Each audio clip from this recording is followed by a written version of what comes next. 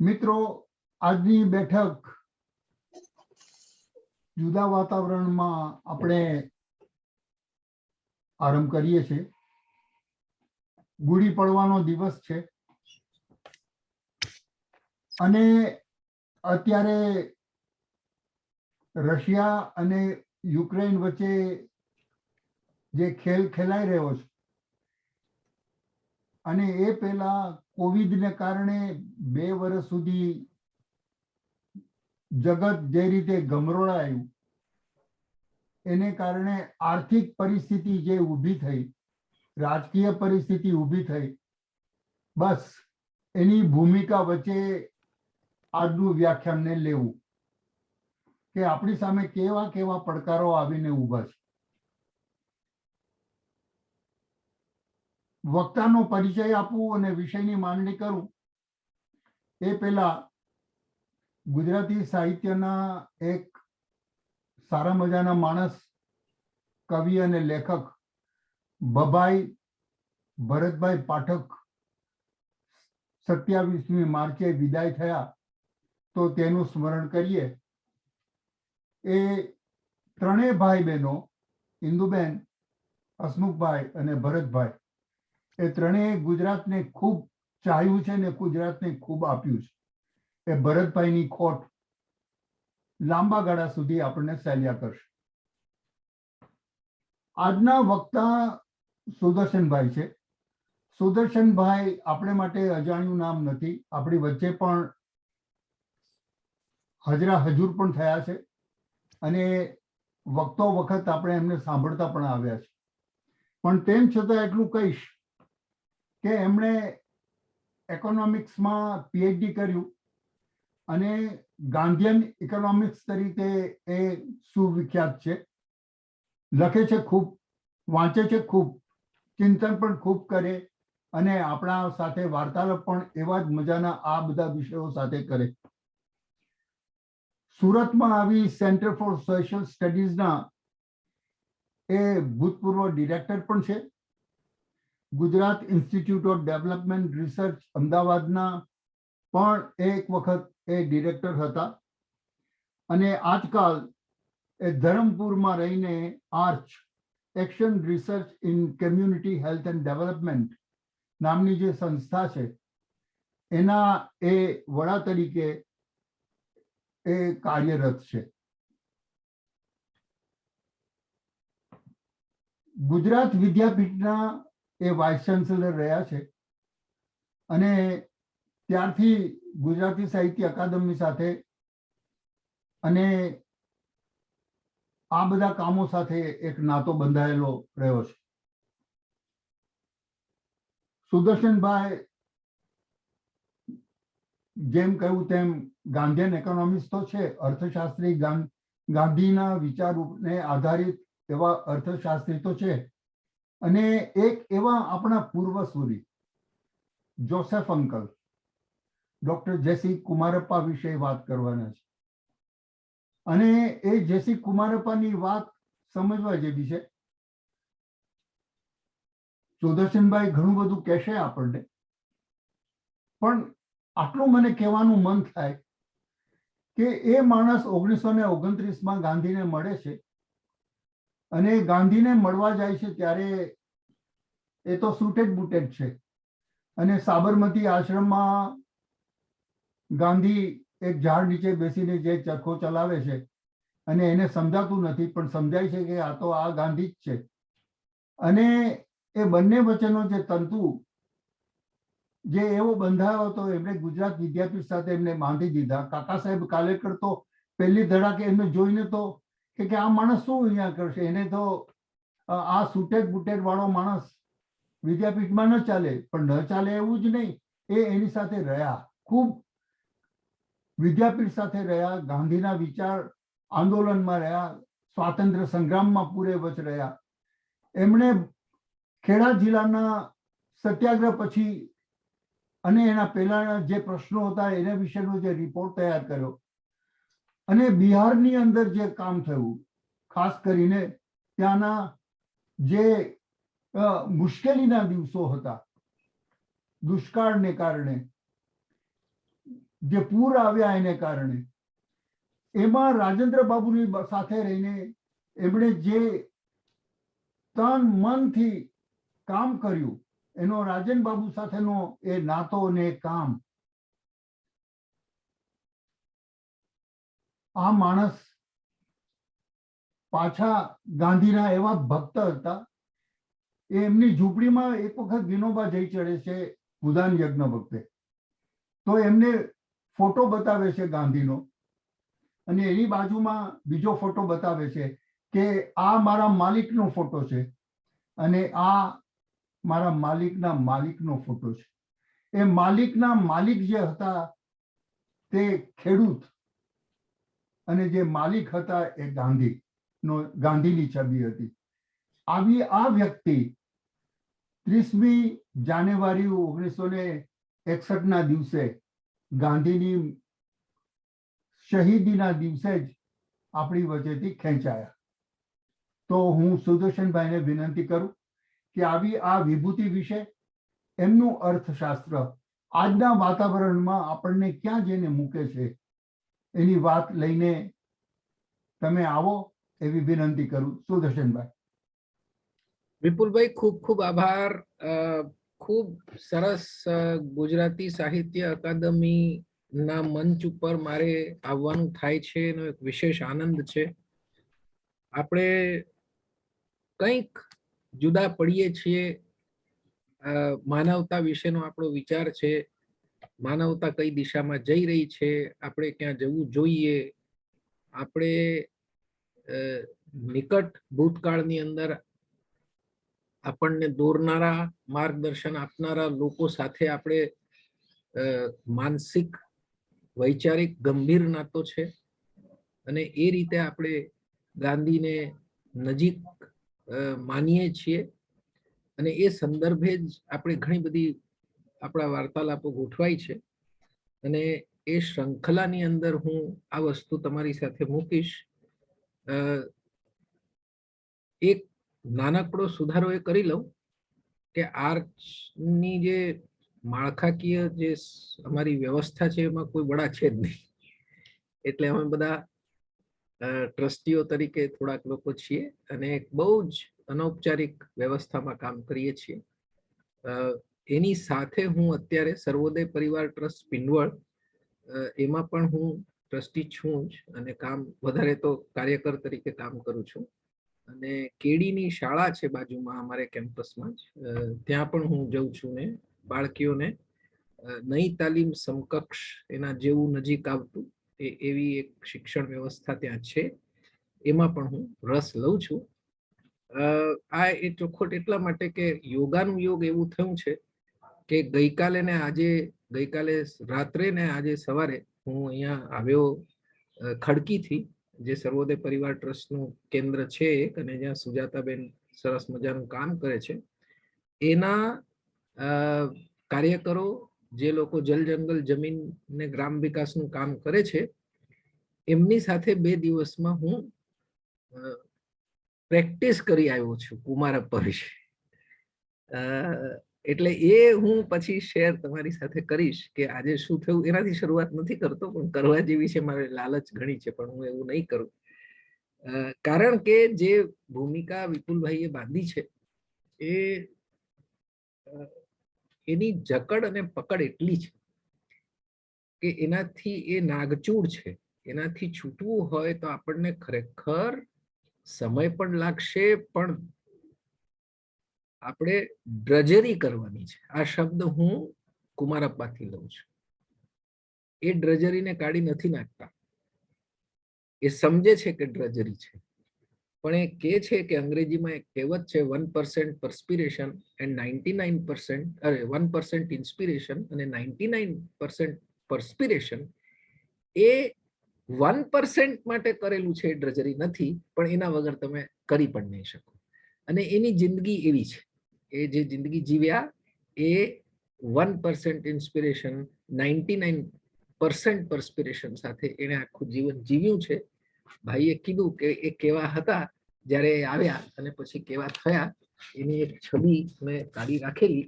આ જો જોઈ શકાતું હોય તો આ હું જરા નજીક, મને કેમેરા જો દેખાતું હોય તમને, તો આ સૂટેડ બૂટેડ છે. અને પછી જે છે તે એ વર્ધામાં જ્યારે રહેતા થયા ત્યારે આવા એ થયેલા. એટલે એમાં પણ એક ટ્રાન્સફોર્મેશન આવેલું.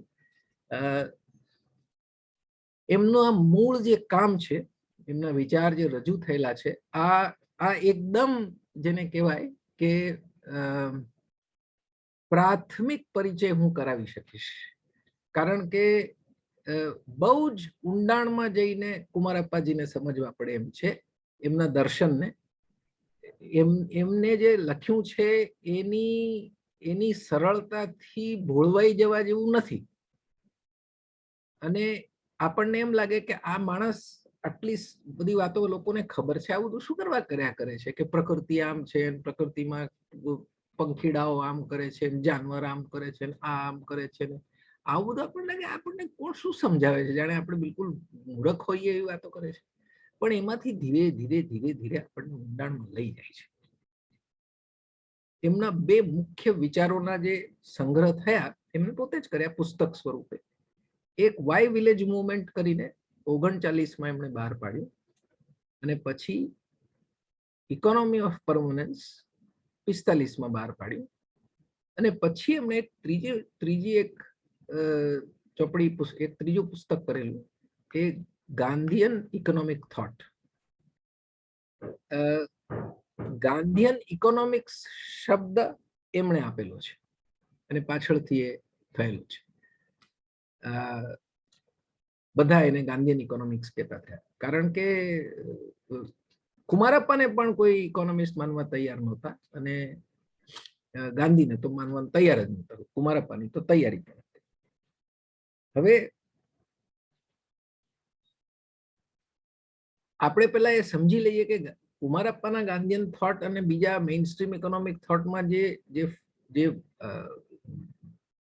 ફરક છે, જે ગાંધીમાં પણ છે, અને ગાંધીથી જ પ્રભાવિત થઈને કુમારપ્પાએ કામ કરેલું, પણ એ પણ સમજી લઈએ કે કુમારપ્પાની પોતાની પણ સમજ છે. એટલે એ ખાલી ગાંધીથી દોરાયો નથી માણસ, એ આપણે હમણાં જાણીશું. જે ઇકોનોમિક્સ જે આપણે અત્યારે જે જોઈએ છીએ, ભણીએ છીએ, જેના શાસ્ત્ર છે, જેના આધારે ચાલી રહ્યું છે, એના એ છે તે હું થોડુંક અંગ્રેજી પણ કદાચ આવી જશે, મને લાગે છે કે આ સમૂહમાં એનો વાંધો ન હોવો જોઈએ, કારણ કે હું કઈ ભદ્રમ ભદ્રી ગુજરાતી બોલવાનું શરૂ કરવા ઈચ્છતો નથી, કારણ કે the message has to go. So I will for the first time not agree with Vinoba to say કે ભાઈ એક ભાષા તો એક જ ભાષા બોલો. That I will violate today. Though if I make an attempt I can do it, but I'll not. કારણ કે we all understand both the languages and this is our comfort zone, so I'm saying this. Political ઇકોનોમીમાંથી evolve થયેલી વસ્તુ main stream economics છે, જેની ઉપર the pressure was to prove it as a science. એટલે રિડક્શનિસ્ટ થઈ ગયું. Unfortunately it became a reductionist science because everything had to be measured. Adam Smith થી શરૂ કરીને માર્શલ સુધી આવતા we all became, એટલે એન્યુમરેટ કરી શકાય, ગણી શકાય તેવું ઇકોનોમિક્સ થઈ ગયું, અને અત્યારે ખૂબ મેથેમેટિકલ થઈ ગયું, મોડેલિંગ પર જતું રહ્યું. એટલે એ રિડક્શનિસ્ટની અંદર જે થયું એની અંદર માણસના વ્યવહારનું એક જ પાસું આર્થિક વ્યવહાર, economic behaviour under rational framework આવી ગયું. એટલે એને જે કૃત્રિમ રીતે છૂટો પાડી દીધો છે, એ છૂટા પાડવાની અંદર એક ષડયંત્ર છે. હું કહું છું, અર્થશાસ્ત્રીઓ તમને નહીં કે હોતું હશે, વિજ્ઞાન છે, વિજ્ઞાનમાં કોઈ ષડયંત્ર હોય? સ્વાભાવિક છે, આ સમજવા માટે કરવું પડે. પણ એ ષડયંત્ર એ છે કે આર્થિક વ્યવસ્થાઓની અંદર, એ આપણે સમજીશું કેપિટલિઝમ કમ્યુનિઝમ બંનેમાં, કે આ વ્યવસ્થાઓની અંદર જે છે કે જેટલી કોસ્ટ ઊભી થાય છે, જેને તમે ગણી શકતા નથી અને જેને લાવવાથી તમે કમ્ફર્ટેબલ નથી, એને તમે એને બહાર રાખી દીધો છે કે આ તો ના કરાય. એટલે તમારું હોલિસ્ટિક બિહેવિયર નથી. કુમારપ્પાની પહેલી વાત એ છે કે એ શરૂઆત જ એ રીતે કરે છે કે હું મનુષ્યના આર્થિક વ્યવહારને મનુષ્ય વ્યવહારના એક અંગ તરીકે ગણું છું અને એ રીતે જ આપણે જોવાની જરૂર છે, તો જ આપણે જે છે તે ઇકોનોમી ઓફ પરમનન્સ તરફ જઈ શકીએ. આ એક વાત છે.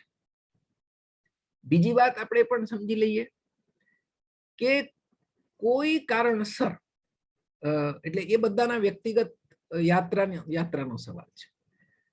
આપણામાંથી કેટલા આધ્યાત્મિક છીએ, કેટલાની આધ્યાત્મિક યાત્રા છે, કેટલા લોકોને આધ્યાત્મિક સમાજની રચના કરવી છે, એ બધા જ પ્રશ્નો આજની દુનિયામાં ઉઠી શકે અને વાજબી પ્રશ્નો છે. એમાં આપણે માનીને ચાલવું પડે કે કુમારપ્પાને સમજવું હોય અને ગાંધીને સમજવું હોય તો આપણે આ દુનિયાની અંદર મનુષ્ય આત્મિક પ્રાણી છે અને આત્મશોધન અને આત્માનો વિકાસ અને મોક્ષ આ એનો ધ્યેય છે. એવું એ જાણે અજાણે સ્પિરિચ્યુઆલિટીની વાત ગાંધી જેટલો નથી કરતો, એના કરતા વધારે કુમારપ્પા કરે છે. એ સંદર્ભે આપણે કુમારપ્પાને એપ્રિશિએટ કરવાનું થાય અને એની આલોચના પણ કરવાની થાય, બંને થાય. એટલે એને સમજવા માટે આ જરૂરી છે, નહીં તો તમને સમજાશે નહીં, અને સમજ્યા પછી ઓફકોર્સ આપણે આલોચના તો એની કરી શકીએ, પણ પછી છેલ્લે આપણે જોઈશું કે આજની પરિસ્થિતિમાં એને અધ્યાત્મમાંથી પણ જો કાઢી લઈએ તો કંઈક બચે છે કે નથી બચતું, એ પણ આપણે જોઈ લઈશું. એ રીતે આપણે એને જોઈએ છીએ. એ પોતે અર્થશાસ્ત્રના અભ્યાસી છે, એમાં કોઈ શંકા નથી. એમણે ક્રિશ્ચિયન કોલેજ છે એમાં અભ્યાસ કર્યો, મદ્રાસના છે, અને એક વસ્તુ સમજવાની છે કે એ આવે છે ખ્રિસ્તી કુટુંબમાંથી. એટલે એના દાદા છે તે પાદરી હતા અને એના બાપુજી છે તે સિવિલ કોલોનીની સિવિલ સર્વિસમાં હતા, અને એમને છે તે નામ સાથે કોર્નેલિયસ જોડવાનો બહુ આગ્રહ હતો. અને આજે પણ જેસી કુમારપ્પાને જે છે તે આપણે જોસેફ કોર્નેલિયસ કુમારપ્પા તરીકે ઓળખીએ છીએ, પણ જતે દિવસોમાં એમને કોર્નેલિયસ છોડી દીધેલું ને મૂળ ચેલ્લાદુરઈ નામ હતું, એટલે એ પણ સી થી જ શરૂ થાય છે, એટલે જેસી કુમારપ્પા જોસેફ ચેલ્લાદુરઈ કુમારપ્પા પણ થાય છે. એ આપણે એ સમજવાનું એટલા માટે આપણે સમજવું પડે કે એ રીતે એ પોતાનું ઓરિયન્ટલ મોરિંગ્સ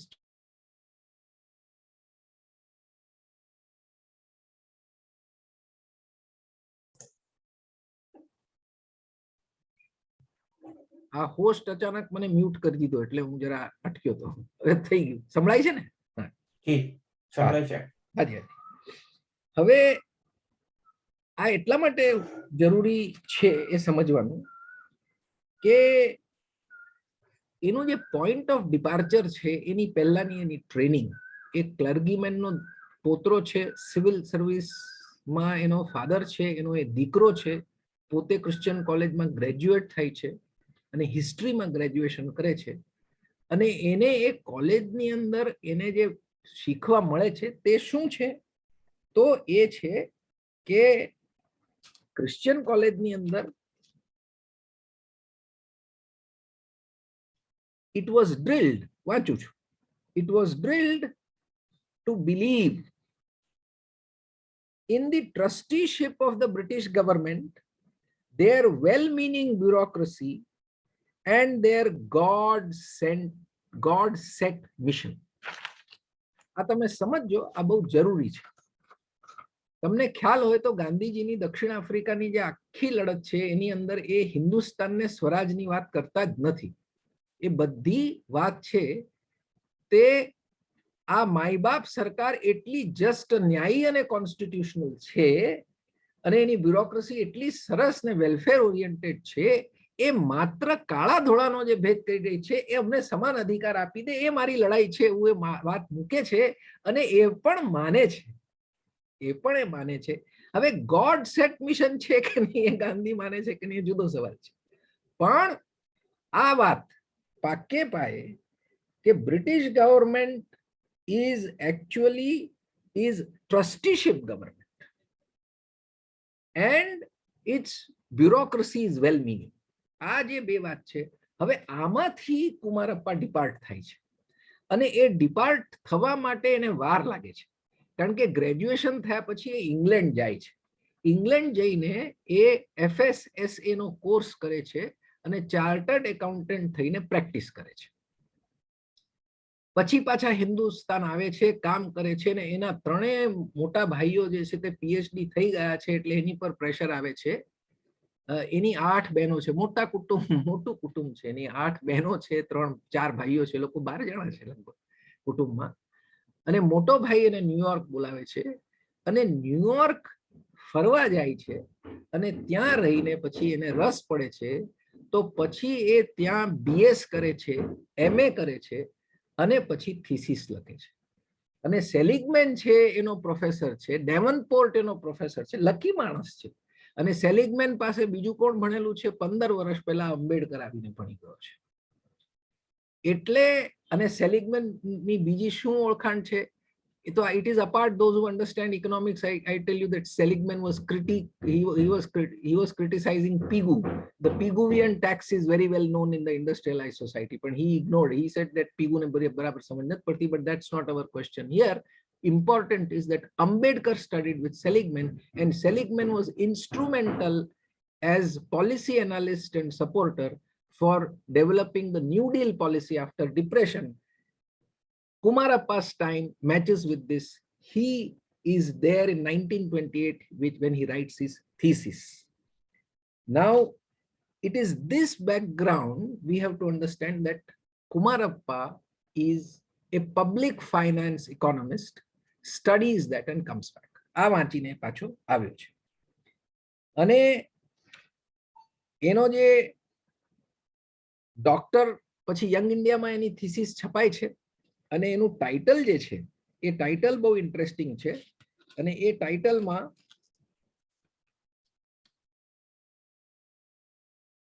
the contribution of public finance to the present economic state of India. અને પછી એનો પુસ્તક અંગ્રેજીમાં જે બહાર પડે છે, એટલે એનો યંગ ઇન્ડિયામાં આર્ટિકલ્સ પબ્લિશ થાય છે, પછી જે પુસ્તક પબ્લિશ થાય છે એ પડે છે એમાં public finance and hour poverty. હવે આ એટલા માટે આ થોડુંક ડિટેલમાં જઈ રહ્યો છું કારણ કે પછી કદાચ આપણે જેવો સમય હશે તેવો, અને હું કુમારપ્પા ઉપર તમને ધીરજ હોય તો બીજી વાર પણ વાત કરવા તૈયાર છું, કારણ કે આટલા એક લેક્ચરમાં એ આપણને સમજાશે નહીં. આપણે કુલ સમયનું કેવું છે? આપણે 8 વાગે પૂરું કરવાનું છે ને, બરાબર છે વિપુલભાઈ? અમારા ટાઈમે 8 વાગે બરોબર છે, સારું. એટલે આપણે થોડો ચર્ચા માટે પણ સમય રાખશું. હું 7:30 બંધ કરીશ, પછી આપણે ચર્ચા કરશું.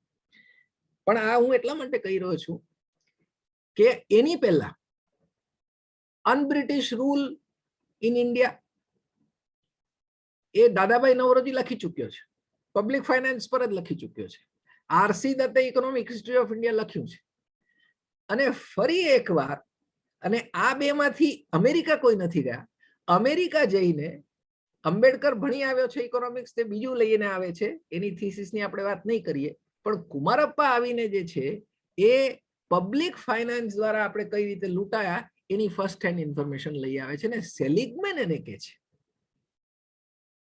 અમેરિકાની આ આખી વાત. અને પછી જે આખું એનું ક્રિટિસિઝમ છે, એ ક્રિટિસિઝમની અંદર આપણે સમજવાનું છે કે એ શું કરવા આટલી સમૃદ્ધ વિચારધારા એ લઈને આવ્યો હોય, એટલો ખુલ્લા મનના સમાજને એને જોયો હોય, તેમ છતાંય પછી એ કેપિટલિઝમને કેમ રિજેક્ટ કરે છે તે જોવા જેવું છે. એટલે એને પોઈન્ટ ઓફ ડિપાર્ચર છે, એ પોઈન્ટ ઓફ ડિપાર્ચર છે એ આજે પોતે કામ કર્યું છે એને એમાં ખ્યાલ આવી જાય છે કે આમાં અત્યારે માત્ર સવાલ બ્રિટિશ અમેરિકા સારું કે બ્રિટિશ એ નથી.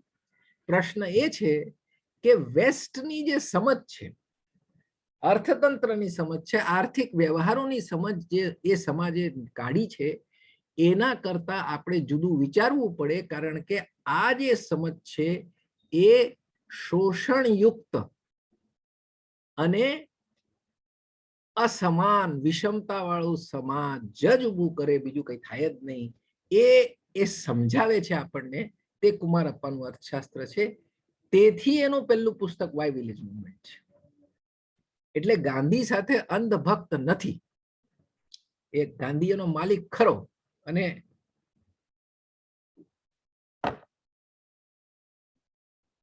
ગાંધી એને સૌથી પહેલા સર્વે ઓફ માતર તાલુકા સોંપે છે, કારણ કે ત્યારે રેવન્યુને લઈને વિગોટીને લઈને સમસ્યા ઊભી થઈ છે. લેન્ડ રેવન્યુનો પ્રશ્ન ઊભો થયો છે. વર્ષ સારો નથી. He wanted to know about the, અને સર્વે ઉપર ગજબનું કમાન્ડ છે. માતર સર્વે છે એ લિટરેચરની અંદર બહુ જાણીતું બનેલું. તે વખતના ઇકોનોમિક લિટરેચરમાં પણ એનું ઘણું મોટું નામ છે. હવે જે છે, ગાંધી એટલી સ્પષ્ટતાથી જે નથી કહી શક્યા, તેટલી સ્પષ્ટતાથી જ્યારે આપણે કુમારપ્પાને વાંચીએ છીએ ત્યારે આપણને સમજ પડે છે કે કુમારપ્પા પોતાના સમયથી આગળ ખરેખર તો એક ઇકોલોજીકલ વિલેજની વાત કરી રહ્યા છે. એના માટે ગામનું અસ્તિત્વ જ્યારે આર્થિક વ્યવસ્થાની વિચાર કરે છે તે ઇકોલોજીકલ ઇકોનોમિક વિલેજ છે. એટલે પ્રકૃતિ સાથેનો ગાઢ સંબંધ છે. આ આપણે બરાબર સમજી લેવાનું. એવું બને કે આજે હું ઇકોનોમી ઓફ પરમનન્સ સુધી કદાચ ન પહોંચી શકું, પણ બંને પુસ્તકોમાં મારે જણાવી દેવું જોઈએ કે ઘણું ઓવરલેપ છે. એક જ વસ્તુ તેમાં પણ આવે, આમાં પણ આવે, એ છે. પણ એની પહેલા બંને પુસ્તકો માટે ગાંધીએ એ પ્રસ્તાવના નાનકડી લખી છે અને મને થયું કે એ આપણે જોઈ જવી જોઈએ. એને હાર્દ આપણને ખબર પડી જાય કે ગાંધી કુમારપ્પાના વિચાર વિશે શું સમજતા હતા અને શું એમને લખ્યું છે. It is a good sign. આ વાય વિલેજ મુવમેન્ટ નો ફોરવર્ડ છે. It is a good sign that why the village movement is required to go through the third edition. Third edition વખતે લખી રહ્યા છે 39.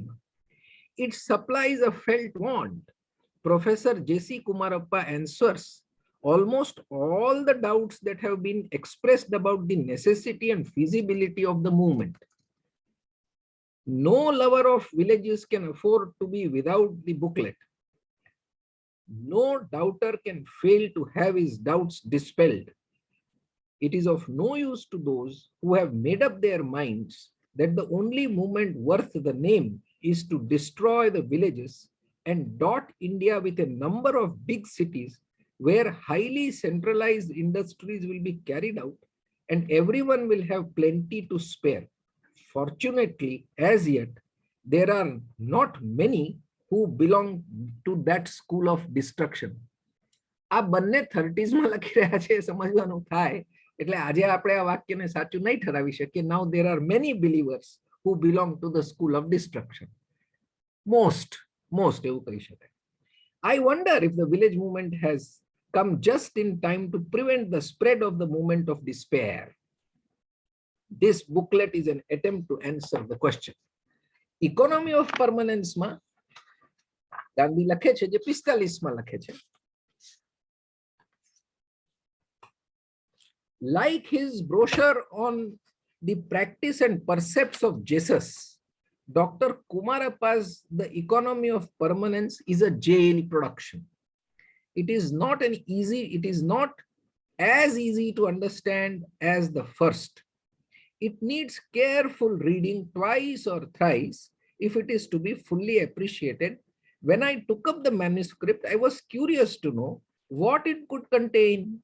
The opening chapter satisfied my curiosity and led me on to the end without fatigue and yet with profit. This doctor of our villages, એમને ખિતાબ આપે છે અને પછી વિલેજ ડોક્ટર તરીકે જાણીતા થયા. This doctor of our village industry shows that only through them we shall arrive at the economy of permanence in the place of that of fleeting nature we see around us at present. He tackles the question, shall the body triumph over and stifle soul, or shall the latter triumph over and express itself through a perishable body which, with its few wants, healthily satisfied, will be free to subserve the end of the imperishable soul? This is plain living and high thinking. હવે આ બધી ભૂમિકાઓ આપણે સમજવાની અને પછી આપણે ચાલીએ આગળ. હવે જે છે એ એક બે બહુ ઇન્ટરેસ્ટિંગ વાત. હવે થોડું વધારે ટેલિગ્રાફિક થશે, પણ as usual as a professor does, I would indeed recommend that these 2 volumes, those who are interested must really read. to understand this, and this one lecture only can sort of પેલું કહેવાય ને કે we can only you can only wet your beak, એટલે taste, then you have to drink, પછી તો એ તમારું કામ છે. So this is only just wetting your ચાંચ જરા પાણી અડાડી એવું થશે, બરાબર છે. હવે very originally thought work, એટલે એ આપણા માટે. હવે વેસ્ટર્ન ઇકોનોમિક ઓર્ગેનાઇઝેશનની વાત કરે છે. The most outstanding Western economic organization, the most outstanding thing he brings out is that this is a civilization which, unlike the Eastern civilization, has not had time to live in agriculture civilization for a longer period. એનું first analysis છે. Very very original, વિચાર કરવો પડે તેવું. hunting and gathering માંથી they came to what he calls dynasty of might, dynasty of finance, dynasty of machine, dynasty of labor, and dynasty of middle class. Quick succession. એટલે શું થયું કે આ બધા હન્ટરર ગેધરર્સ છે આખા વેસ્ટર્ન લોકો, એ લોકો તરત ફ્યુડલશીપમાં આવી ગયા. એટલે લોર્ડશિપ્સ આ બધી આવે, લોર્ડ ને આ બધું આવ્યું તો લોર્ડશિપમાં આવી ગયા. અને પછી તરત છે એ ગાળો એમનો બહુ મોટો નથી. And this you can appreciate only કે આપણને ખ્યાલ રહે કે આપણી કૃષિ સભ્યતા ઓછામાં ઓછી 5000 વર્ષ જૂની છે. એટલે આપણી સંસ્કૃતિ છે, કૃષિ સંસ્કૃતિ, એ આટલી જૂની છે. વેસ્ટને આ લાભ મળ્યો નથી, એટલે વેસ્ટ તરત છે તે ડાયનેસ્ટી ઓફ ફાઇનાન્સમાં આવી ગયું. અને આ ફાઇનાન્સમાં જ્યારે આવી ગયું એટલે જ્યારે કમર્શિયલ આસ્પેક્ટ્સ ડોમિનન્ટ થવા માંડ્યા, ત્યારે આપણે જાણીએ છીએ, રેનેસોં જાણીએ છીએ, અને આપણે એનલાઇટનમેન્ટ project, the Western philosophy will bring you through the Enlightenment project, and Enlightenment project brings science, and science brings the confrontation with nature or conquering nature for material benefits. So there you have innovations, inventions, and science developing, and therefore you quickly come to the financing and commercialization of the scientific inventions and innovations. When you make it economic, it becomes innovation. Innovation is something where scientific invention is converted into commercialized venture, it becomes an innovation. So there is financial innovation, technological innovation, social innovation, every innovation which is novelty, making it an enterprise. They quickly come to that. એ લોકો એમાં આવી જાય છે. અને પછી છે તે dynasty of machine આવી જાય છે, કારણ કે ઇન્વેન્શન એટલે પછી ડાયનેસ્ટી ઓફ મશીન આવી જાય છે. અને ત્યાર પછી તમને બધું સમજાવે માણસ બેસીને કે કઈ રીતે, અને પછી એ ઓરિજિનમાં જાય છે. એટલે આ કયા પ્રકારની ઇકોનોમી હોઈ શકે તેમાં પછી એ જાય છે અને આપણને એ બતાવે છે. હવે એ થોડુંક વધારે જવું પડે, એના માટે એ શબ્દો વારંવાર જે વાપરે છે તે પેક ટાઈપ અને હર્ટ ટાઈપ. શરૂઆત તો એનિમલ ઇન્સ્ટિંક્ટ થી જ કરે છે, અને પેક ટાઈપ એટલે શું કે વોલ્વ્સ છે તે બરાબર સાથે આવી જાય, ઘેરો ઘાલે બરાબર, અને શિકાર ઉપર તૂટી પડે. ઇન્ટરેસ્ટ સેલ્ફિશ ઇન્ટરેસ્ટ, અને પછી વાયોલેન્સ. અને હર્ટ ટાઈપ છે એ આપણી joint family structure, gregarian, working for others, caring for others, એ ગ્રીગેરિયન આવે છે. એને હર્ડ કે છે. વધારે સમજવું પડે, આ તો હું just as I said I am introducing this to. Western economic ઓર્ગેનાઇઝેશનની અંદર આ આખી જે ડાયનેસ્ટીઝ એને બતાવી, એ ડાયનેસ્ટીની અંદર મેનિફેસ્ટ અને સ્ટ્રક્ચરલ વાયોલન્સ બંને ભરેલા જ છે. એટલે તમારે રશિયા યુક્રેનની ચિંતા કરવાની જરૂર નથી સાહેબ. આજ હોવાનું હતું, એ બીજું આવે જ નહીં એની અંદર. એ તમે જોઈ લો. કારણ કે you are actually a pack together in order to violently control over resources. This is what our instinctive animal behavior still has not gone, though he brings in economy of permanence the concept that human species is a species of free will, whereas no other species has this free will to imagine, to construct, and to plan. એટલે thinking, planning, imagining જ્યાંથી inspiration આવે તેની સાથે તમે hard માઇન્ડસેટમાં છો કે pack માઇન્ડસેટમાં છો, એના આધારે તમે તમારી ઇકોનોમી નક્કી કરેલી છે. તેથી તમે વેસ્ટર્ન ઇકોનોમિક ઓર્ગેનાઇઝેશન્સ છે તે ક્વિન્ટેસેન્શિયલી વાયોલેન્સ બેઝડ છે. એ મેનિફેસ્ટ હોય ઈસ્ટ ઇન્ડિયા કંપની અને કે છે કે ડાયનેસ્ટી ઓફ મશીન જ્યારે આવ્યું ત્યારે તમારી પાસે મશીનો ભૂખી, એટલે આપણે જે સમજીએ છીએ તે જ લોજિક આપણને સમજાવે છે. મશીનો ભૂખી છે, ઇંગ્લેન્ડ આવડું નાનું, એને શું કેટલી જરૂરિયાતો છે, પણ એની મશીનો ભૂખી થઈ છે એટલે એ સોલ્જર મોકલે છે. East India company, can you believe કે આ ઈસ્ટ ઇન્ડિયા કંપની છે તે સોલ્જર મોકલે છે? મોકલે છે. કેમ? વ્યાપાર વધારવાનું છે. એટલે શેના ઉપર કબજો કરવાનો છે? રો મટીરિયલ પર કબજો કરવાનો છે, અને એ જે સ્કેલનું ઉત્પાદન થયું એ પાછું તમારા માથે મારવાનું છે. Now you will realize that Kumarappa, what he explains, this is the same explanation which R.C. Dutt also gives, but this fellow goes back to the instinctive nature of the species, and he says that Western civilization has got into backup mentality where violence is the basic, and that it does not have history of peaceful, nature-friendly agrarian civilization and culture, which has not evolved because they have directly come from the dynasty of might, dynasty of finance to dynasty of machine, and therefore they are into this.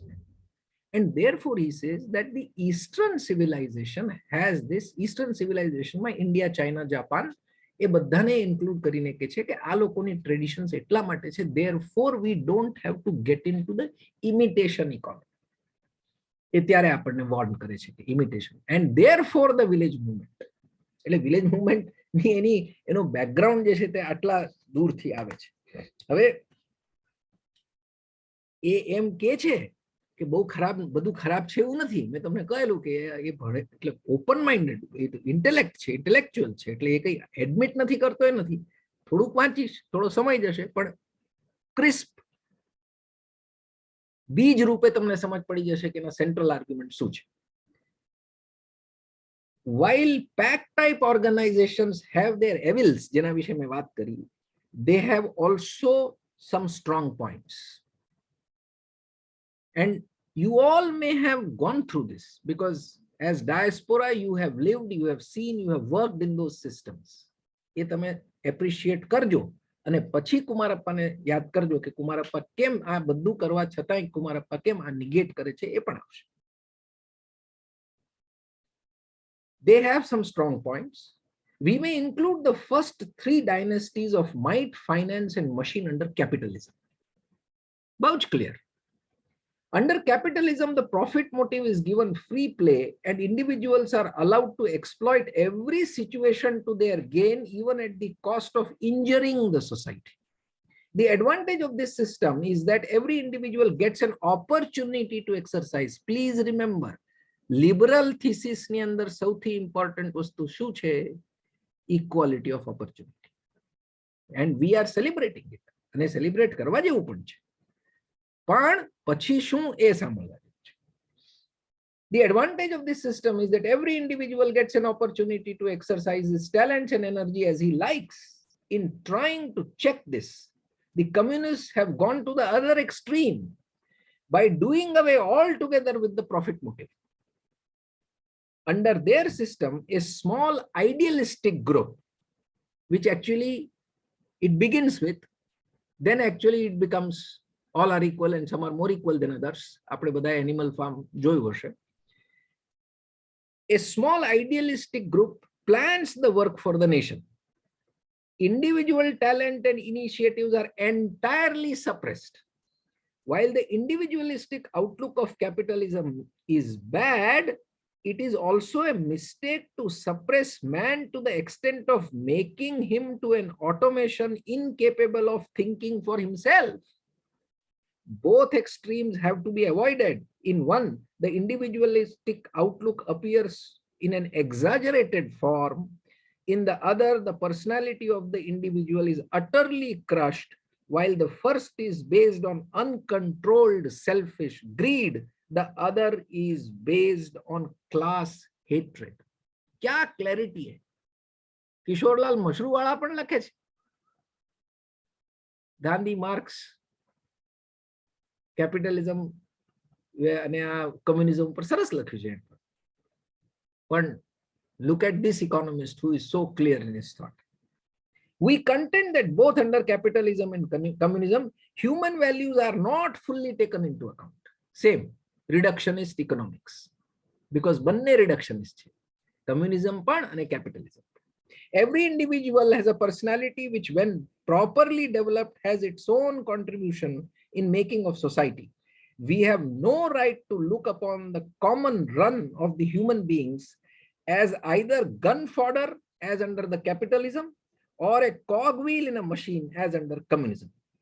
We should not wholly reject either centralization or private ownership, nor maybe entirely ban the profit motive, nor advocate complete decentralization. What we want to find is a mean between capitalism and communism. Both systems have failed to bring out the best in individuals, and both have led to group violence. Capitalism by trying to find markets, and communism by keeping out the foreigner and trying to enforce its plan. Russia, Ukraine, USA. Reflect it. ક્યારે લખે છે આ માણસ? 39. And what is, we are in 22. It's unfolding. કાંઈ change નથી. આ થઈ રહ્યું છે. બરાબર છે. Now this is how he proceeds. હવે છે તે ઈસ્ટર્ન ઇકોનોમિક ઓર્ગેનાઇઝેશનમાં જે આખી એને વાત કરી, એમાં હું તમને લઈ જઉં છું. આ તમને જરા જારિંગ લાગશે, શોકિંગ લાગશે, પણ ગાંધી વર્ણાશ્રમનો સપોર્ટ કરતા, કુમારપ્પા વર્ણાશ્રમનો સપોર્ટ કરે છે. આપણને નવાઈ લાગે, પણ કુમારપ્પા comes up with an original interpretation. સમજવા જેવું છે. આપણે બિલીવ કરીએ ન બિલીવ કરીએ, ક્રિટિક થાય, બધું થાય, આજની રિયલ સિચ્યુએશન શું છે, બધું, everything taken and granted, but yet let us go through the argument that he makes, and in a very different. The Brahmin is one who sees far into the future. He therefore forgets his mud shell of a body and lives in his ideals. His symbol is the beggar's bowl. He will sacrifice his all to attain his ideal. He knows no compromises. ખ્યાલ આવ્યો તમને બ્રાહ્મણ? અને again વર્ણાશ્રમની જ્યારે બંને ગાંધી અને કુમારપ્પા વાત કરે છે, ત્યારે નોટ બાય બર્થ, યાદ રાખજો, નોટ બાય બર્થ. આ બહુ જરૂરી છે કુમારપ્પાને સમજવા, ગાંધીને સમજવા માટે. અને કુમારપ્પાને ખાસ કારણ કે ઇકોનોમી ઓફ પરમનન્સની અંદર આ કેરેક્ટરિસ્ટિક્સ સાથે કઈ રીતે વધવું, એ એના ઉપર એનો ભાર છે. આ એનાલિટિકલ છે. અને જ્યારે સિન્થેસાઇઝ કરે છે વિલેજ મુવમેન્ટ કરીને ઇકોનોમી ઓફ પરમનન્સ, જે વિલેજ બેઝડ એગ્રેરિયન ઇકોનોમી છે, અને એગ્રો બેઝડ અને નોન એગ્રો બેઝડ વિલેજ ઇન્ડસ્ટ્રીની વાત કરે છે, ત્યારે એના ક્રક્સની અંદર જે છે તે આ માઇન્ડસેટ છે તે અગત્યનું છે, એ આપણે યાદ રાખવું છે.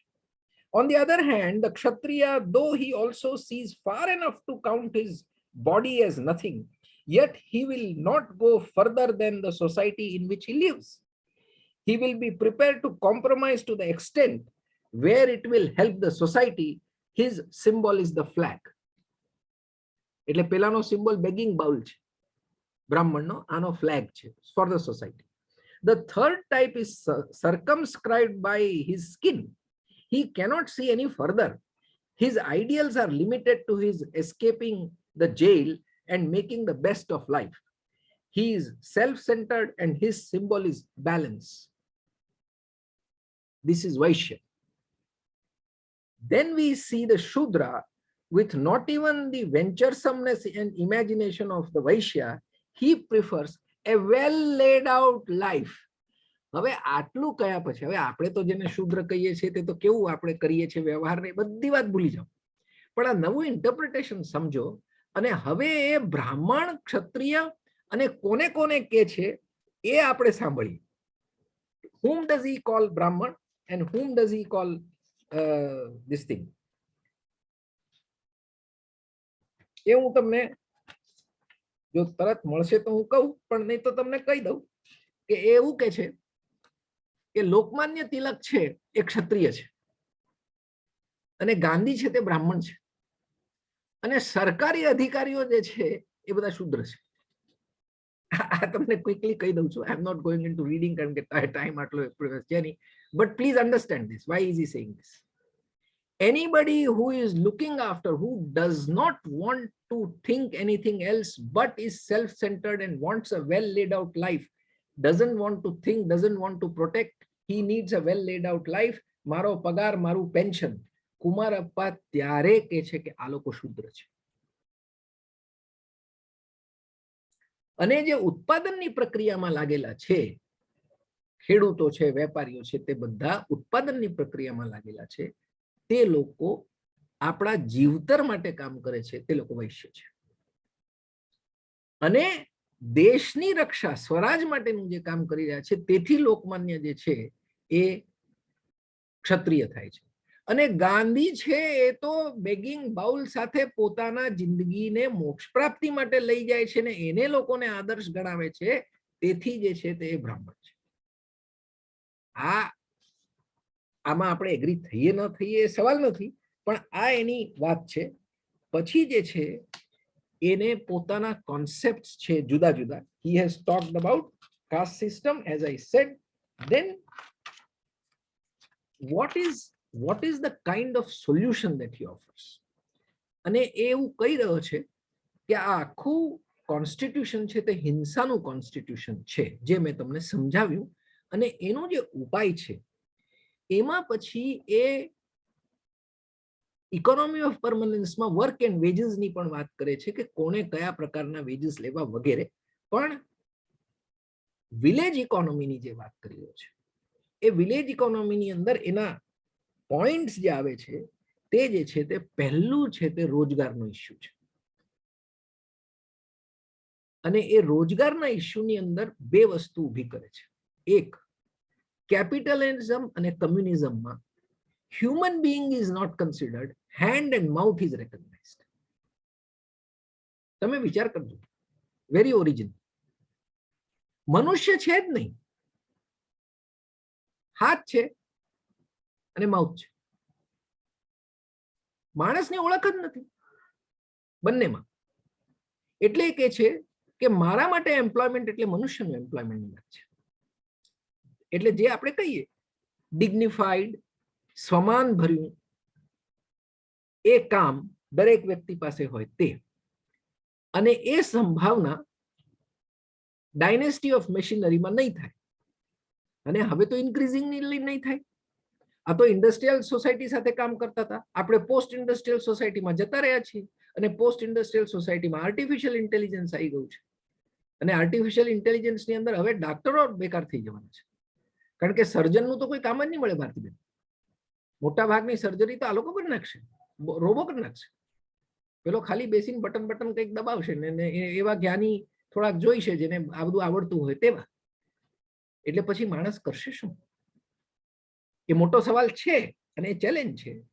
પણ this entire scheme, now see, Kumarappa and Gandhi both together you take, and Kumarappa very specifically when he is arguing for a village economy, he is logically is arguing that for a permanent economy, industrialized economy and post-industrial economy is not economy of permanence. It will end up in destruction. One, because it is based on violence, and two, because it cannot go beyond certain scope. And therefore you bring in the ecological point. Okay, you are actually in doing this process, you are also now destroying nature, therefore you are inviting the wrath of nature as well, and therefore you will be finished as a, you have a threat that you will be finished as a species. Now therefore no economy of the present, in whatever bright situation it is, it's not economy of permanence. The economy of permanence still will be, which is going to be a village based agrarian system, because there you can offer employment.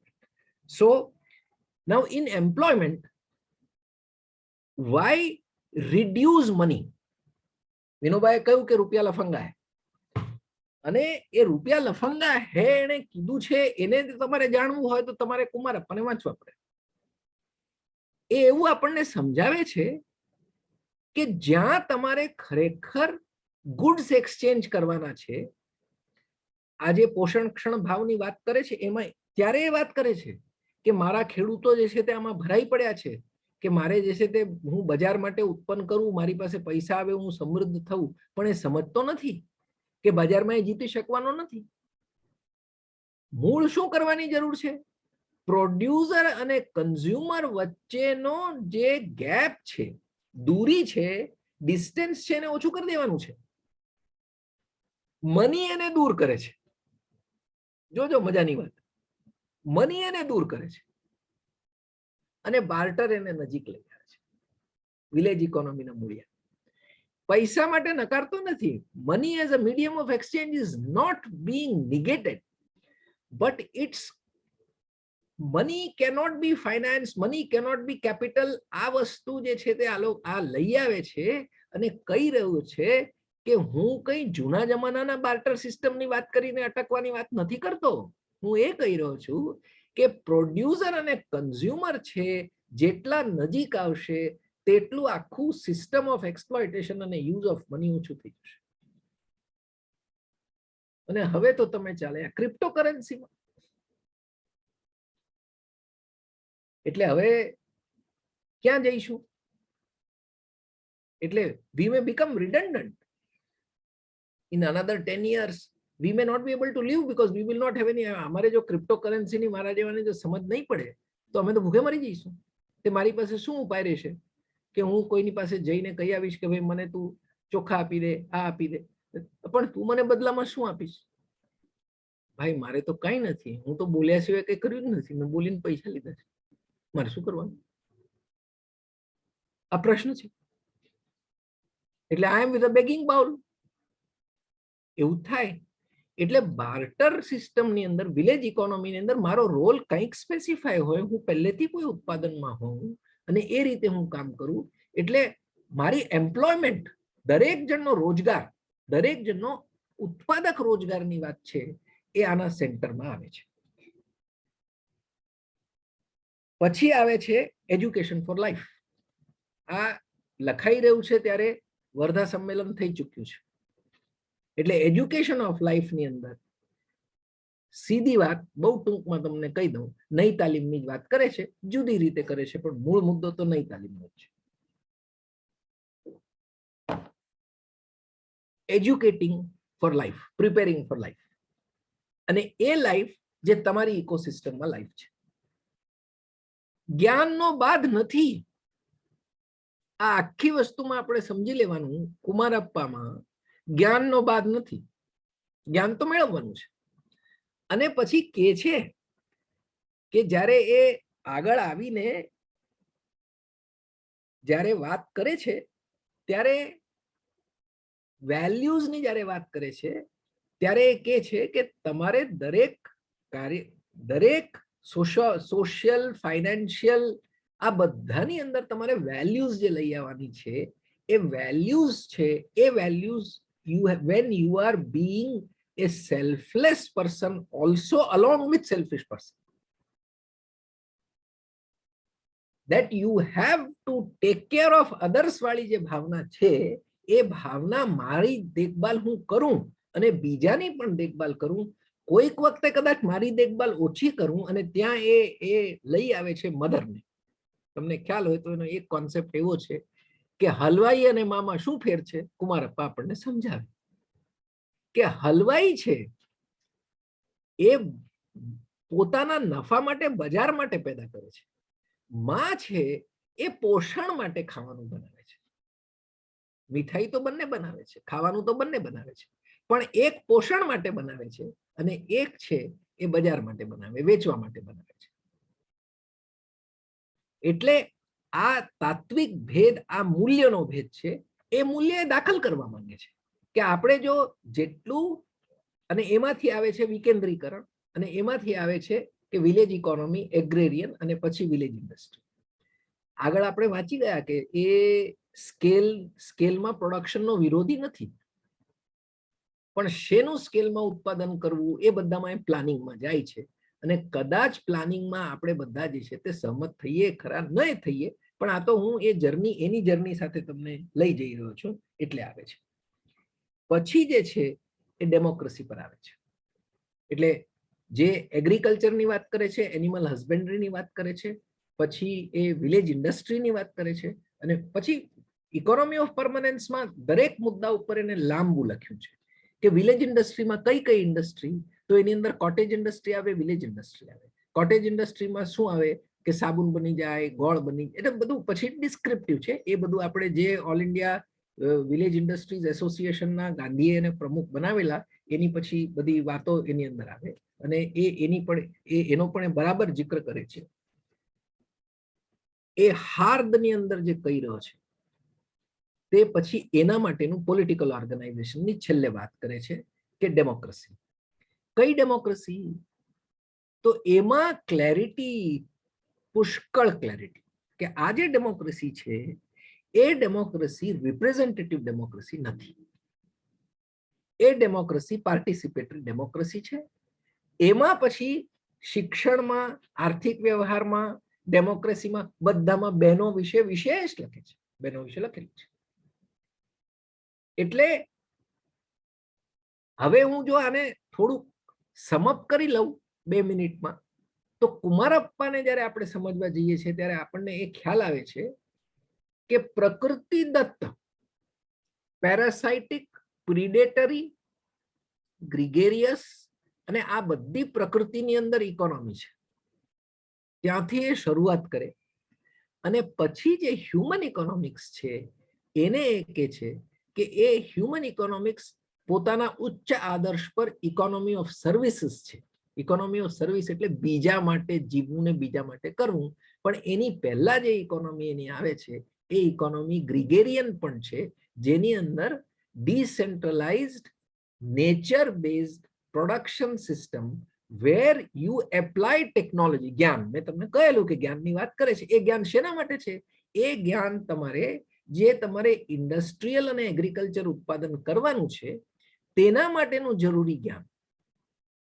Demography વિશે deal નથી કરતો, population વિશે deal નથી કરતો, પણ નિહિત છે, અર્થ કાઢી શકાય કે તમે જે છે તે વિજ્ઞાનનો જે પ્રયોગ છે, વિજ્ઞાન અને ટેકનોલોજીનો પ્રયોગ છે, એના માટે જે સિસ્ટમ છે એ સિસ્ટમ તમારે નક્કી કરવાની થાય.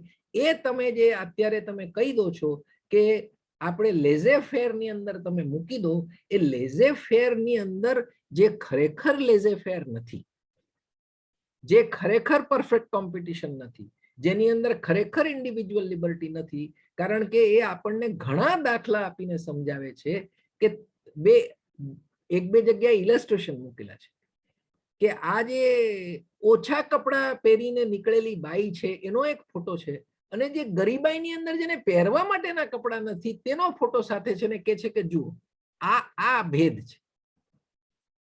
એક શોખની મારી કપડા નથી પહેરી રહી, અને એક છે તે જેની પાસે છે નહીં એના માટે પહેરી રહી છે. આની અંદરનું વાયોલન્સ તમને દેખાય છે? એ આપણને પૂછે છે કે આની અંદરનું તમને વાયોલન્સ દેખાય છે?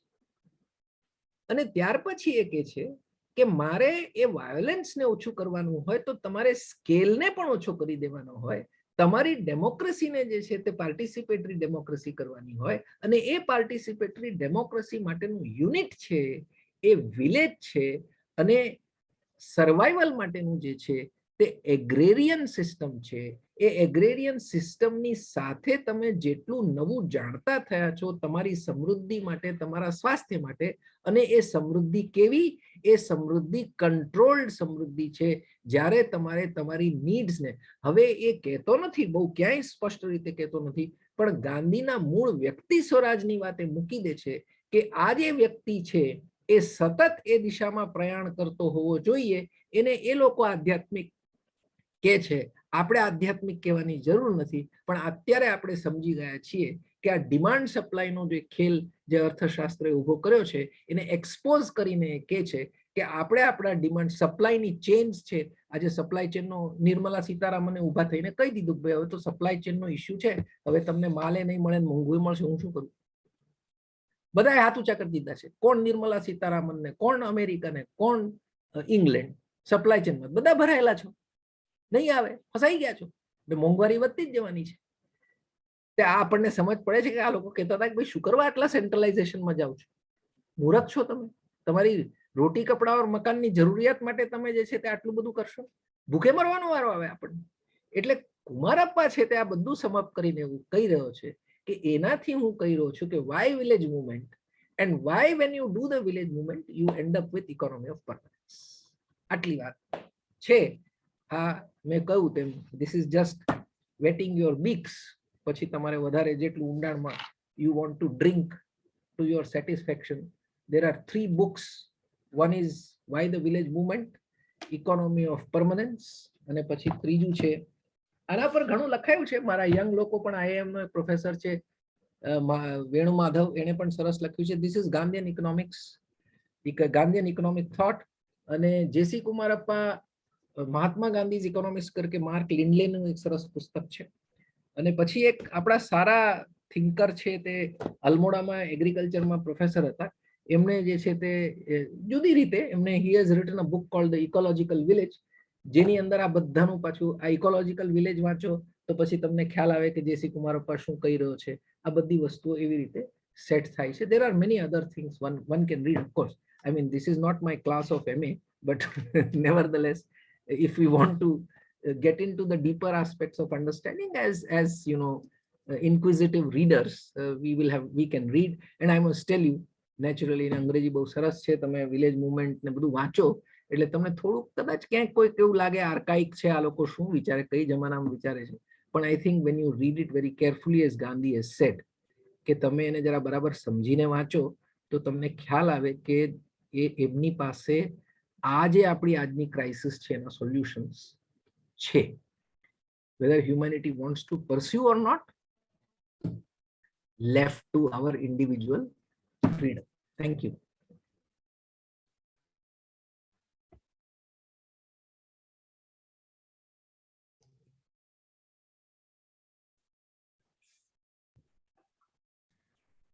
હવે હું પંચમભાઈને વિનંતી કરું કે હવે જે પ્રશ્નોત્તરી સવાલ જવાબમાં લઈ જઈએ અને છેવટે સમાપન અને આભાર દર્શન નીરજભાઈ કરશે. તો પંચમભાઈને સૂચવું. પંચમભાઈ. આભાર વિપુલભાઈ. તમે તો એટલું સરસ વાત કરી છે સુદર્શનભાઈ કે હજી એમાંથી જ એ સમજવામાં જ ઘણો સમય જશે. પણ અહીંયા જે કોઈ શ્રોતા દર્શકો છે એમને કંઈ સવાલ જવાબ કરવા હોય, પૂછવું હોય તો તમારો હેન્ડ રેઝ કરજો. સુદર્શનભાઈ સાથે આપણે વાર્તાલાપ કરી શકીએ થોડો સમય.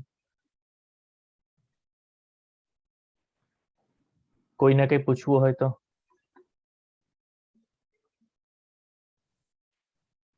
ડોક્ટર દિલીવા Shukla. I would actually expect that there has to be some sharp questions, because I mean, it's not necessary that we say, oh, what a work. I mean, there are areas where there are confusions, there are complications, because my confusion ઘણા છે, હું confusion તમને કહી શકું, પણ I think I thought that આપણે જે all of us have lived a life, and from that really when you are attacking so centrally a civilization of, you know, west and the oriental, the occidental ને oriental નો જે આ છે એની અંદર આપણે થોડુંક પ્રશ્નોત્તરી થાય વધારે સારું. I am seeing my 2 old hostel friends, Kamlesh Bhai Vora, who work for National Institute of Oceanography, and another friend who was there, my friend Ramesh Changrani, both of them are my senior, who worked for BARC. He's a BARC scientist. So I see them. So thank you for joining, but questions are welcome. એક question છે સુદર્શનભાઈ, ચેટની અંદર છે Yogesh જોશીનો, how can sustainable economics work in today's world? હવે આજે you see the word sustainable has to be understood in a context.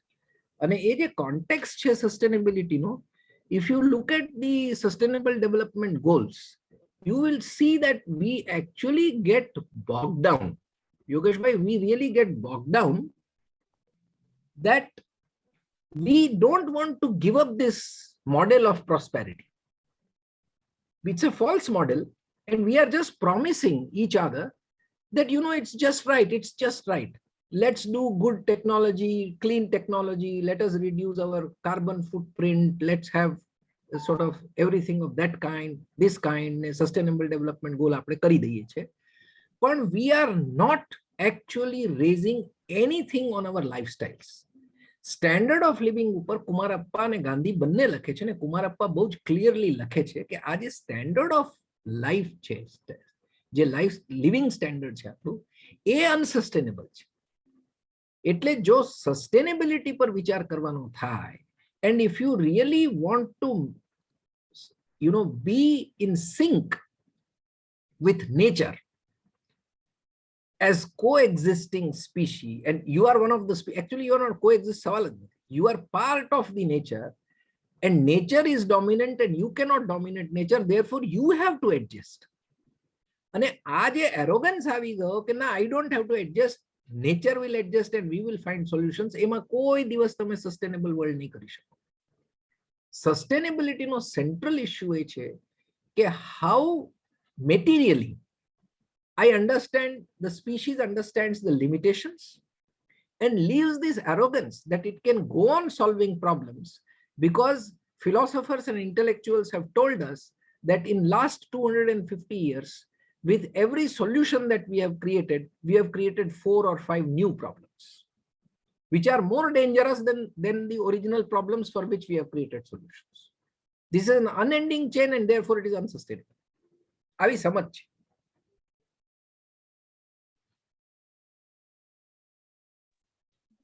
Thank you સુદર્શનભાઈ. બીજા કોઈ સવાલ છે કોઈને?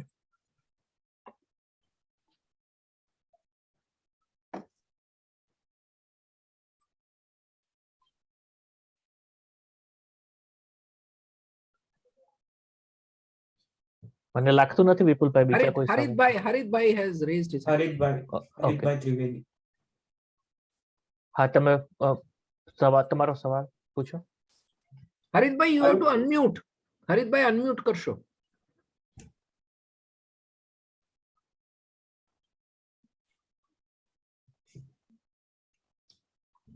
હવે સંભળાય છે? જી. યસ. હું તમને એમ સવાલ પૂછવાનો હતો કે આવી જાતની ઇકોનોમી હોય, હું પહેલા કહેતો કે ઉમાશંકરભાઈ જોશીના દીકરી નંદિની જોશી ને થોડું ઘણું જાણતો હતો. એમની સાથે મારે ઘણા બધા વર્ષો પહેલા એ ગુજરી ગયા, પહેલા વાત થઈ હતી આ બાજુ. ત્યારે તો હું 20-21 વર્ષનો હતો અને મને પ્રોગ્રેસ જ દેખાતો હતો બધે, એટલું એમની વાતમાં ખાસ દમ નહોતો જોતો એ વખતે. હવે હું જરા જુદી દ્રષ્ટિથી જોઉં છું.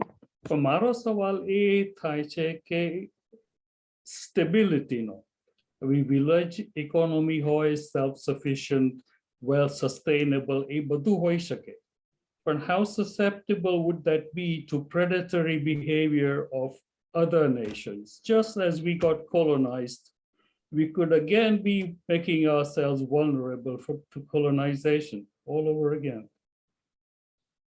સાચી વાત છે. I think that you again, Kumarappa tells us that it is the Western civilization ની જે પેકઅપ જે કે છે, હર્ડ અને પેક મેન્ટાલિટી, એ પેક મેન્ટાલિટી જે છે તે એ પ્રિડેટરી જ છે.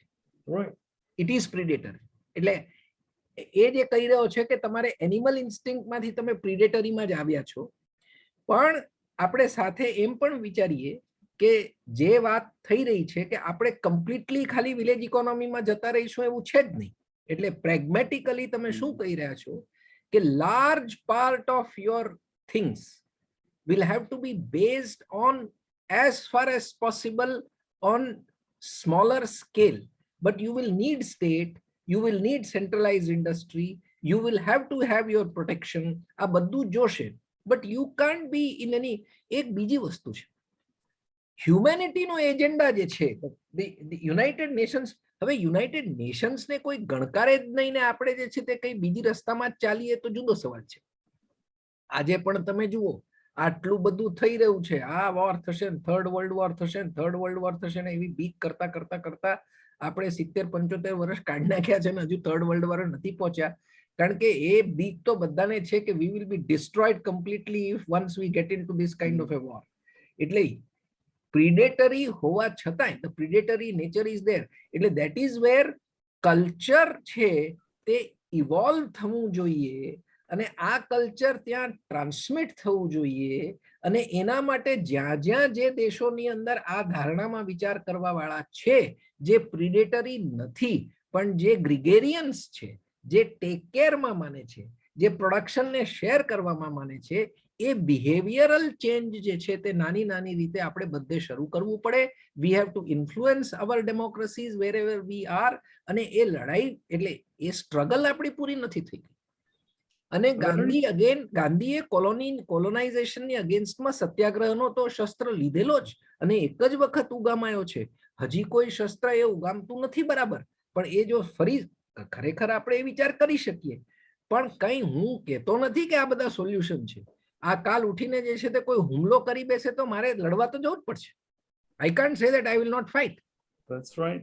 So I am not saying that, see, એટલે we may also be caught in such a situation. એટલે અત્યારે I don't want to really admit કે we have become so sort of hopeless કે we say કે ટીના there is no alternative.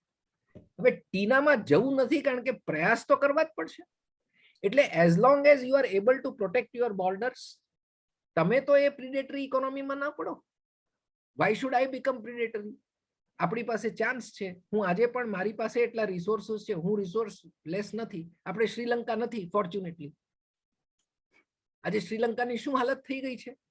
Because you thought that by getting international tourism you will be perfect અને તમે બધું સમૃદ્ધિ લઈ આવશો. મૂર્ખતા છે ને. આજે થઈ ગયું ને. આજે ફસાઈ ગયા એક લડાઈની અંદર. આજે શ્રીલંકા જે છે તેની ઇકોનોમીનું તહસ નહસ થઈ ગયું. એક કોરોના આવે એટલે બિચારા આ ટુરિઝમ વાળા બધા જે છે તહસ નહસ થઈ ગયા. પણ why should we have gone to that? આપણે એટલું તો સાચવીને રાખીએ. Can't we do that? We should try. Why we should not try? એટલે હું એ કહી રહ્યો છું કે what we learn from these people is that we understand and appreciate that this is predatory, and we do make efforts to convert these predatory instincts because we are human beings. See, the point that these people are making is that man is of free will. Free will no માણસ છે, પણ free will ના માણસની અંદર પોતાની જે instinctive drives છે એ drives ને એ control નથી કરી રહ્યો. He is not controlling his hunger, his thirst, his sex, his leisure. કશા ઉપર એ કંટ્રોલ નથી કરવા માંગતા. આજે લાયસન્શિયસ ફ્રીડમનું જે ઇન્ડિવિડ્યુઅલ બિહેવિયર થઈ ગયું છે તેથી આ પ્રિડેશન છે તે પ્રિડેટરી ટેન્ડન્સીઝ ઇન્ક્રીઝ. એ તો આપણે રિડ્યુસ કરી શકીએ. ઇટ્સ અ કલ્ચરલ ઇશ્યુ અને એ એજ્યુકેશનથી આવી શકે. પણ આપણે એજ્યુકેશનની અંદર એવું કહી દઈએ કે ટીના ફેક્ટર ચાલે છે, ભાઈ બધા પ્રિડેટરી છે, આપણે પ્રિડેટરી થાઓ, તો we are then ending up with lose-lose situation rather than moving from lose-lose to win-win situation. Our journey has to be win-win. એ તો કરી શકાય. I think it's a matter of effort. Not giving up completely the reality કે આપણે ફસાવાના છીએ. હવે યોગેશભાઈએ બીજો પ્રશ્ન એવો મૂક્યો કે ઝીરો કાર્બન એટલે ઝીરો કાર્બનમાં જતા રહીએ તો એ ઝીરો કાર્બન જ્યાર સુધી જશે ત્યાર સુધી ભાઈ પૃથ્વી હળગી જશે. કારણ કે વિષમતા જ દૂર નહીં થાય. હિન્દુસ્તાન ઝીરો કાર્બન નું કહીને આવ્યો છે, પણ 2070 સુધી નહીં થાય. પણ 2070 સુધી જે કરવાનો છે તે સુધીમાં તમે જુઓ કે હિન્દુસ્તાનમાં ગાડી પાર્ક કરવાની જગ્યા નહીં રહે. એટલે there are real issues. હું કઈ I am not simply illustrating, but please remember that this is a political game. You should read the February 1922 IPCC intercountry panel નું જે climate change નો report છે એ જરા તમે જોઈ લેજો. એના ખાલી પોલિસી રેકમેન્ડેશન જોઈ લેજો, તમને ખબર પડશે કે આ બધા દેશના બધા નેતાઓ બેસીને જે ઝીરો જે છે તે કાર્બનની વાત કરી રહ્યા છે એ બધા કેટલા જુઠ્ઠાણા છે. You see, read IPCC report. At the present business BAU, business as usual ની અંદર આપણી પાસે 7 વર્ષ છે. એટલે આ IPCC કે છે, કઈ હું કઈ ધમકી તરીકે ઉચ્ચારણ કરી રહ્યો. We have the clock is ticking. For what? If BAU continues, which is likely to continue, in 7 years, the temperature of the earth will go up by 1.5 degrees Celsius. And we already have started feeling what happens when even it goes up 1 degree to થઈ ગયું છે. એટલે એના ill effects તો તમને ખબર પડી રહી છે. એટલે if we don't change, we are gone. So be it. મરશે કોણ? કારણ કે ટેલ્સા વાળો તો પેલો કોણ છે જેને man of the year time વાળાએ નક્કી કરી નાખ્યું. I forget his name. Elon Musk. હા, એને તો કહી દીધું કે આપણે ચાલો કોલોની વસાવી દેવાની છે. એને તો બુકિંગ ચાલુ કરી દીધું છે કે ભાઈ આપણે મંગળમાં જઈશું, ત્યાં જઈશું, ચંદ્ર પર જઈને વસી જઈશું, પાણી લઈ આવશું, બધું લઈ આવશે. Who will be left here? બધા આપણે બધા મરી જવાના. આપણે એટલે આપણા બધા છોકરાઓ. એમાં કોણ? આફ્રિકા પહેલા મરશે, ભારત મરશે, પછી મરશે. પૈસા વાળા ટકશે, બાકી બધા મરી જશે. કારણ કે ટેલ્સાની જોડે જવા વાળા ટેલ્સા જેવા જ. Let's think about it. It's a thought. I mean, it's a thought and citizens' responsibility, everyone's responsibility. એટલે on that zero also, Nimisha had made a point that we have been using a word samposhit instead of sustainability. Samposhit comes from mutually nourishing systems. Nourishing means we nourish nature, nature nourishes us. Therefore, unless we think in that framework of nourishing, therefore sustainable has no Gujarati translation or Hindi translation. Exactly. Sustainable, sorry to disturb, but sustainable is takau and samposhit માંથી we don't have any Gujarati. Thank you.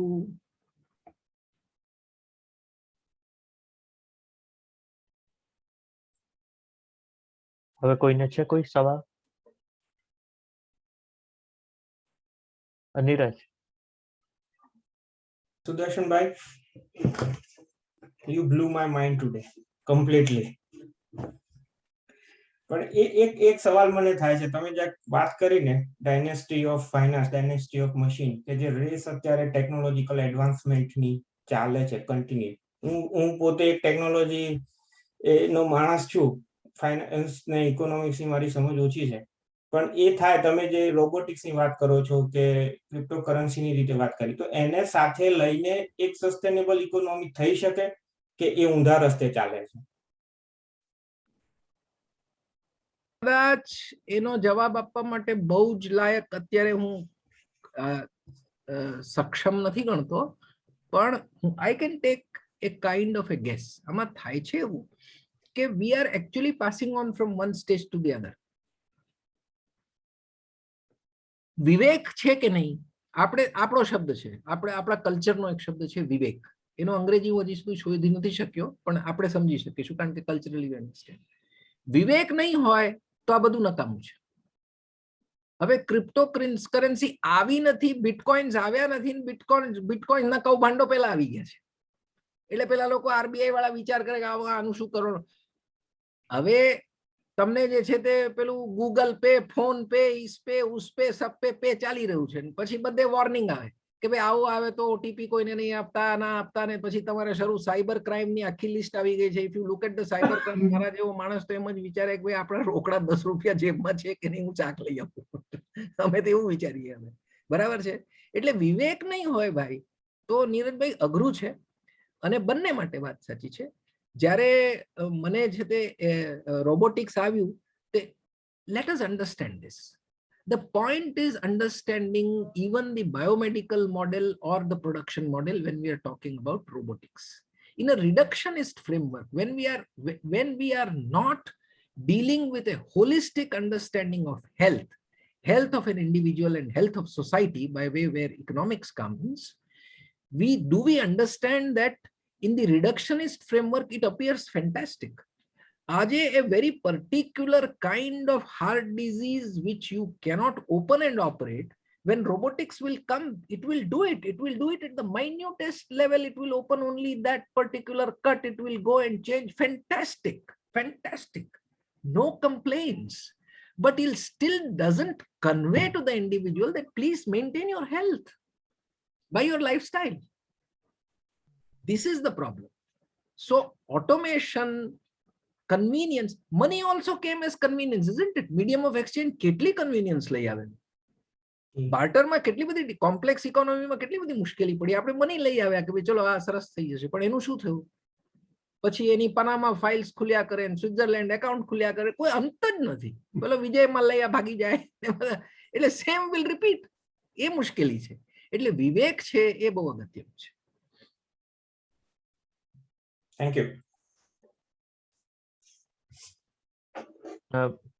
ફરી પાછો યોગેશભાઈ નો છે query કે ભાઈ આ supply chain ની મેં વાત કરી, પણ ભાઈ આ સપ્લાય ચેન નું ગુડ આપણે શું કરવા લેવું? એ તો વિચાર કર, મેં કહ્યું ને વિવેક નો સવાલ છે. હવે આ છે આ મશીન ક્યાં ગયું? મેં ક્યાંક મૂક્યું. Anyhow, whatever it is, I was going to show you this. અહીંયા છે. Look at this. Assembly point 28 countries. આના આ કેટલું નાનકડું વસ્તુ છે. 28 ગામોમાંથી આના ઇનપુટ્સ ભેગા થાય અને કોરોનાની અંદર સપ્લાય ચેન તૂટી ગઈ અને પછી પાછળ ભલે મેડ ઇન ચાઇના લખેલું હોય, પણ 28 દેશોમાં બને છે. ભાઈ આવું લેવું જોઈએ? આવું શું કરવા કોમ્પ્લેક્સ કરવું? દરેક જગ્યાએ પોતપોતાનું ટેકનોલોજી તો ખબર છે, દરેક દેશ પોતાનું. અને હવે સમજો સ્વદેશી અને સ્વાવલંબનની વાત મિસ્ટર એમ કે ગાંધીએ કેમ કરેલી? કારણ કે તમે સેલ્ફ રિલાયન્ટ થઈ બનાવી ન શકાય એવું તો નથી ને. Technology is available. તમારે સ્કેલમાં જવું છે, કોસ્ટમાં જવું છે, એટલા માટે તમે મોંઘું સસ્તું આપણને અક્કલ નથી, એટલા માટે હવે ખબર પડે છે ને મોંઘું સસ્તું શું છે. તે દરેક દેશ પોતપોતાનું બનાવી લે. અને દેશ શું, તો માનું દરેક જિલ્લાની અંદર બનતું થઈ જાય. મારે તો કમ્યુનિકેટ જ કરવાનું છે ને, ભલે સિમ્પલ બને. કોમ્પ્લિકેટ કરીને કરવું છે શું? આ બધા વિચારો કરો આપણે. It's a combined thought. We will have to think about it.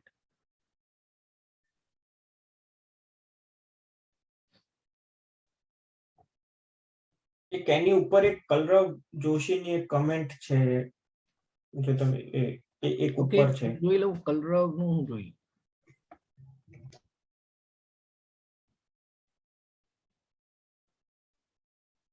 I see Yogesh Bhai and then Nimisha, then iPhone, direct message, short list of recommended reading material. હું લખતો તો બે મેં લખ્યા અને ત્રીજું જે છે તે મેં લખવાનો હતો Gandhian economic thought. Gandhian economic thought by JC Kumarappa. એ રાજઘાટનું પ્રકાશન છે, સર્વસેવા સંઘ પ્રકાશન રાજઘાટ વારાણસી.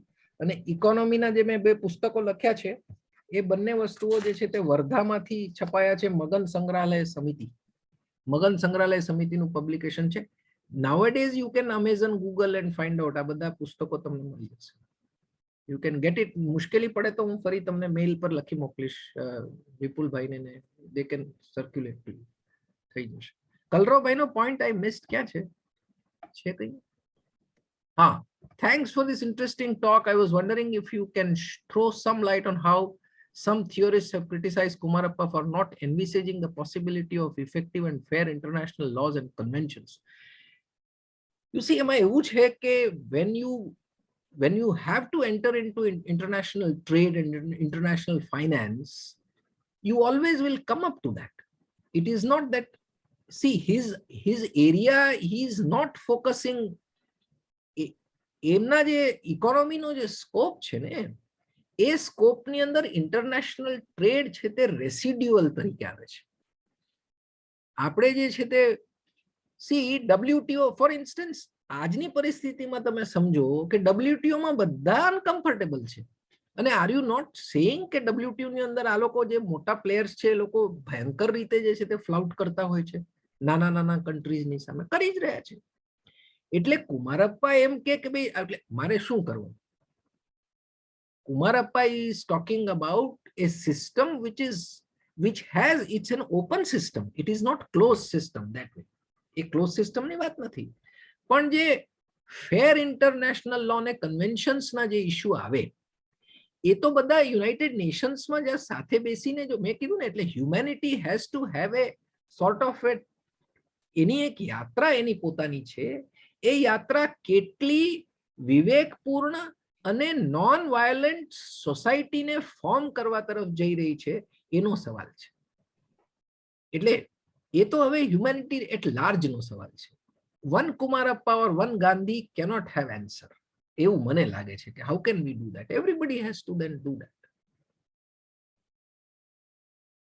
મે બી કલરોભાઈ સોરી હું નહીં કદાચ તમને સેટિસ્ફાય કરી શકું, પણ અત્યારે મારી સમજ એટલી એમાં આટલી જ છે. And we all should think about it.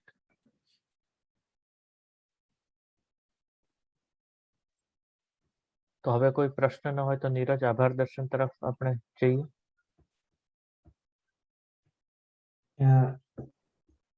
કલરવભાઈ કીધું થેન્ક યુ. થેન્ક યુ પંચમભાઈ. યોગેશભાઈ નો એક સારો સવાલ છે, બે મિનિટમાં હું કહી દઉં. શ્રીમદ રાજચંદ્ર જે છે એ હું ધરમપુરમાં રહું છું, સાચી વાત છે. શ્રીમદ રાજચંદ્રજીનું સેન્ટર ખાસું મોટું છે. એ લોકોનું કામ પણ ખૂબ સરસ છે. They are being doing a very big hospital of 200, 250, 300 બેડનું હોસ્પિટલ થશે. સ્થાનિક લોકોને એ લોકો ખૂબ બધું મદદ કરી રહ્યા છે. પણ એ આખી વાત જે છે તે again it is part of the same system that we are all envisaging, because people who are involved in it are હમણાં શું થઈ રહ્યું છે કે ભાઈ આવી મુશ્કેલી છે, સારું અમે મદદ કરી દઈએ. એ છે તે હું સિસ્ટમ બદલી દઉં એ વાત નથી ને એમાં. હજુ હું મદદ કરી દઉં, તમે લોકો ગરીબ છો, પછાત છો, તમારે થોડીક મદદ કરી દઈએ, so sort of we help you and with very good intention, એમાં કોઈ પ્રશ્ન જ નથી.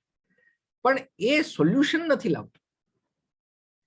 એટલે એ હવે એને શ્રીમદ રાજચંદ્રની મૂળ ફિલોસોફી સાથે એ કઈ છે નહીં.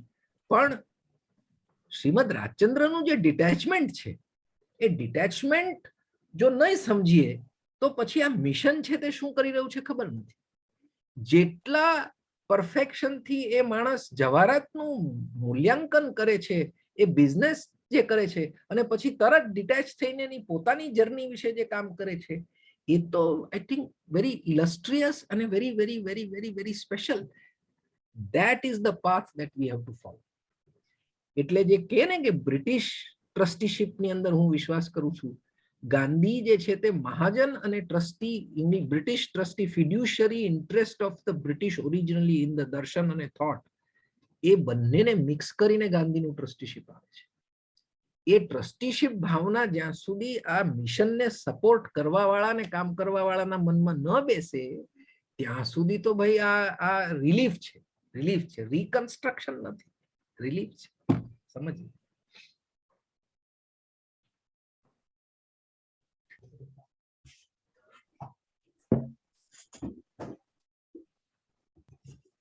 થેન્ક યુ સુદર્શનભાઈ. આજે તમે ખૂબ મજા કરાવી. It was very very interesting talk. એ કુમારપ્પાના આખા એક દર્શન ને એની village movement, economics of permanence, બધા જે કન્સેપ્ટ હતા તમે બહુ સરસ રીતે મૂકી આપ્યા. I thoroughly enjoyed it. અમે બધા જ we thoroughly enjoyed it. Thank you very much કે તમે અકાદમીને ઇન્વિટેશન માંડીને તમે આવ્યા. Thank you. Pleasure, always pleasure.